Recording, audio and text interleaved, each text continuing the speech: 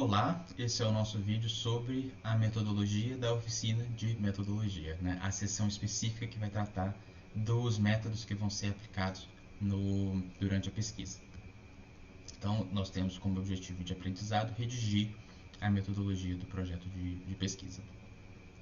Então, o que essa sessão vai envolver, né? A gente vai discutir quais conceitos precisam ser definidos para que eu consiga responder a minha pergunta de pesquisa e quais vão ser os passos concretos que eu vou ter que dar para responder a minha pergunta de pesquisa. Uma coisa importante para se ter em mente sobre a metodologia, né? A escolha do método, o método que você vai adotar na sua pesquisa de mestrado ou doutorado, ele vai mudar. Ele não vai ser exatamente o mesmo que está constando ali no projeto. Então, quando você estabelece, meu método vai ser esse, você não está se colocando numa algema, se assinando um contrato, se comprometendo a fazer aquilo. É importante ter isso em mente. O objetivo do projeto não é escolher de antemão como você vai fazer a sua pesquisa. O objetivo do projeto, o objetivo especificamente, né, da parte da metodologia do projeto é mostrar para a banca, que vai examinar, que vai ver se você passa ou não passa, que você sabe pensar sobre a metodologia, né? Então, você vai precisar articular, né, por que esse método é adequado para a minha pergunta de pesquisa e você precisa deixar transparecer para a banca que você sabe identificar um método que é factível. Você, né, a banca precisa saber que você consegue pensar, bom, isso aqui é algo que eu consigo cumprir no tempo que eu vou ter para fazer o mestrado ou doutorado. Então, pensar no factível também é importante, né, ao escrever a metodologia. Então, nesse vídeo eu vou falar brevemente sobre alguns métodos possíveis. Por uma questão de tempo eu não vou poder fazer nada aprofundado, porém, nos slides, né, que estão disponíveis para download, tem vários links para vários materiais, várias referências sobre cada um desses métodos, que não são todos, né, eu só selecionei alguns que podem ser interessantes, né, especialmente para um programa como o do Divestas, ou programas parecidos, né, que tem abordagens parecidas, que são aí observação direta, observação participante, entrevistas, história oral, análise de fontes primárias e estudo de caso. Uma breve passada para que vocês, né, a partir daí, vão pesquisando mais a respeito e conversando, né, com as suas mentoras, enfim, para fazer essa escolha sobre a metodologia do projeto de vocês. Então, portanto, a observação direta, né? Esse primeiro desses métodos específicos, que não são todos, né? Tem vários outros que podem servir ao projeto de vocês, mas a observação direta sendo um deles, é estudar um processo social sem se tornar parte dele. Eu fiz observação direta no Brasil há um tempo, observando cultos evangélicos em Montes Claros, em Minas, e em Juazeiro, na Bahia. Então foi algo que eu fiz. Quem está sendo notado pode não notar a presença do pesquisador, pode notar, né? Por exemplo, eu ficava escrevendo tudo que eu, né, via, eu anotava. Então eu passava o culto inteiro escrevendo os detalhes de tudo que eu estava vendo, né? A roupa do pastor, o que o pastor falou e tal. E mais de uma vez, uma das pessoas que estavam ali olhavam para mim e me davam parabéns, assim, falando: caramba, você é de Deus mesmo, você, né, escreveu tudo, está estudando e tal. E eu falei: com certeza, é isso mesmo.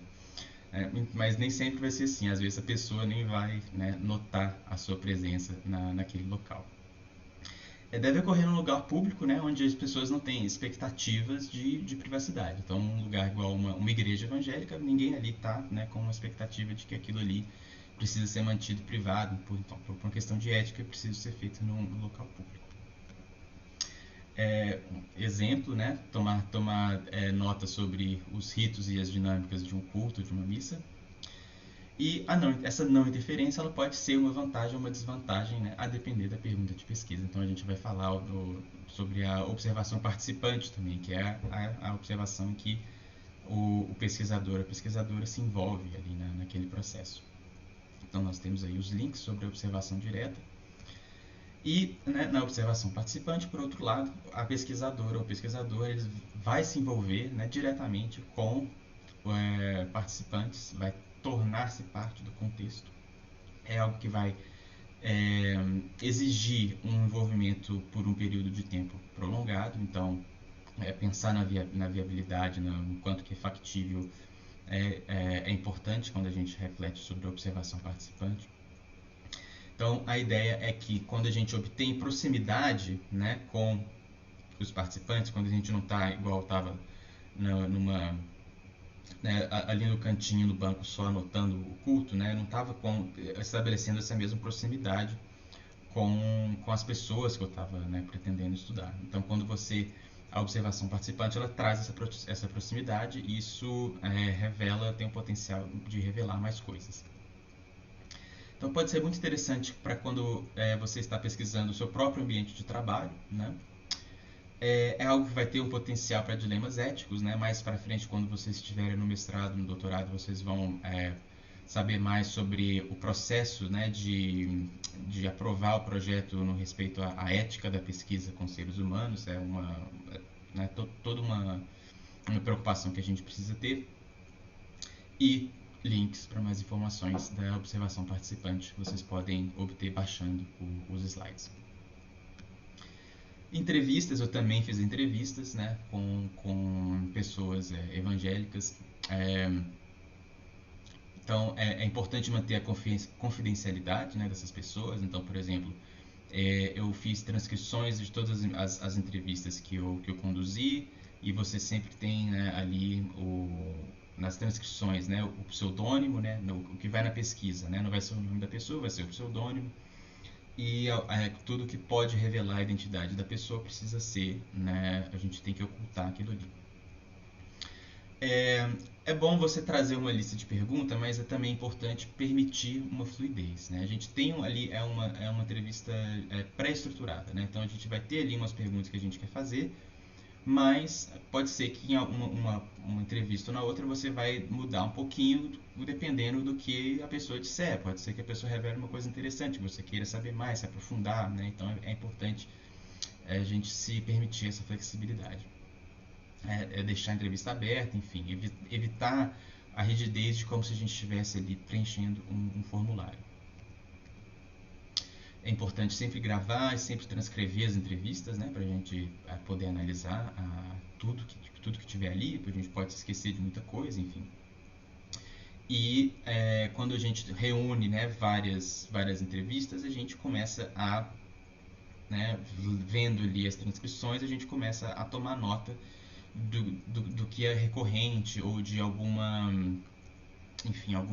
sentimento que expresso de maneiras diferentes está presente em várias das entrevistas, numa maioria, enfim. Isso, né, a gente vai analisando conforme a gente vai coletando, transcrevendo, gravando essas entrevistas.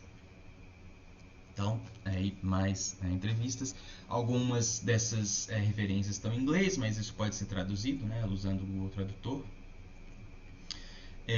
História oral também é algo que pode ser bastante interessante para projetos de pesquisa, como os projetos que a gente costuma ver no Intermarché.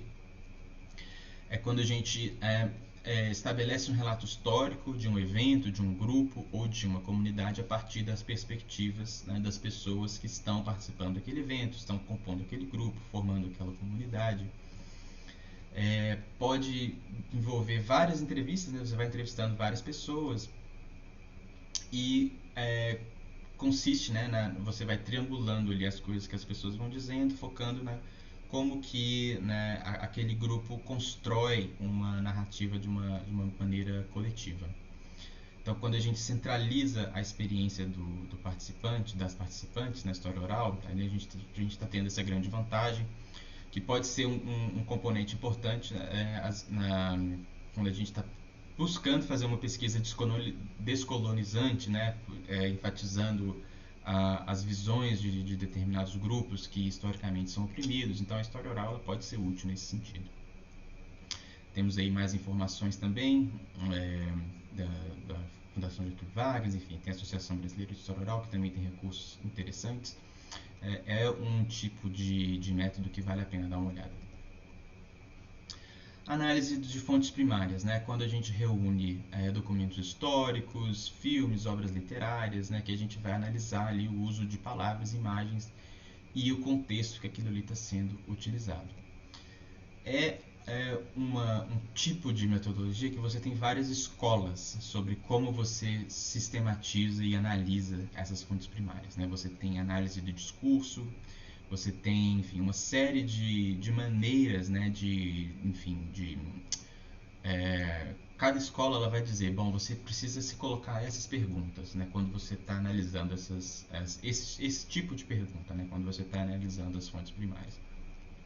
Então você tem aí uns links que vão dar uma introdução para esse tipo de método. E o estudo de caso é um conceito amplo, né, que não tem uma definição muito precisa, mas qualquer tentativa de fazer uma análise mais aprofundada sobre um evento, um grupo, um espaço, um processo, né, isso acaba sendo algo que você pode chamar de estudo de caso. E eles costumam envolver combinações de métodos, como os métodos que a gente discutiu hoje. Então, por exemplo, você tem um estudo de caso da luta por moradia numa ocupação urbana.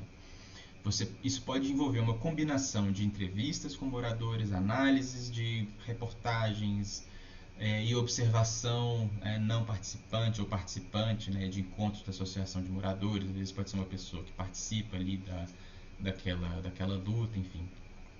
E nós temos aí mais informações, né, a respeito do estudo de caso também para, né, quem tiver interesse que poder se aprofundar um pouco mais.